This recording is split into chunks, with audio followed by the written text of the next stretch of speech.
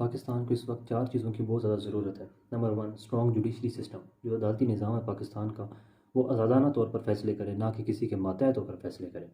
اور دوسری چیز کہ جو پاکستان کا ایجوکیشن سسٹم ہے، جو تعلیمی نظام ہے، وہ اتنا بہتر ہو جائے، اتنا مضبوط ہو جائے کہ اس میں سے جو اسٹوڈنٹس نکلیں تو وہ اپنی فیلڈ کے اندر 100% اپنی فیلڈ کو سرو کر سکیں۔ تیسری چیز، جو پاکستان کے اندر ایک فرق ہے، ڈسکریمنیشن ہے ایلیٹ کلاس اور نارمل کلاس کے درمیان، وہ ختم ہو جانی چاہیے۔ ایلیٹ کلاس، نارمل کلاس، امیر اور غریب، یہ جو فرق ہے یہ ختم ہو جانا چاہیے۔ سب کے لیے قانون جو ہے وہ ایک ہونا چاہیے۔ سب اور قانون لاگو کرنے والے بھی اس بات کا دھیان رکھیں کہ فرق کیے بغیر کہ یہ امیر ہے یا غریب ہے، وہ قانون کو ایک طرح سے لاگو کریں۔ چوتھی چیز، جو ہماری لیڈرشپ ہے پاکستان کی، وہ اونیسٹ ہو جائے، وہ ایماندار ہو جائے، وہ وفادار ہو جائے۔ اور یہ تب ہوگا جب عوام وفادار ہو جائے گی، جب عوام ایماندار ہو جائے گی، کیونکہ عوام سے ہی لیڈر نکلتے ہیں، لیڈرشپ عوام سے ہی نکلتی ہے۔ تو جب عوام ٹھیک ہو جائے گی تو لیڈرشپ آٹومیٹکلی ٹھیک ہو جائے گی، کیونکہ ہم بڑی بڑی کرپشن کی بات کرتے ہیں لیکن چھوٹی چھوٹی کرپشن کی بات نہیں کرتے جو عوام کر رہی ہوتی ہے۔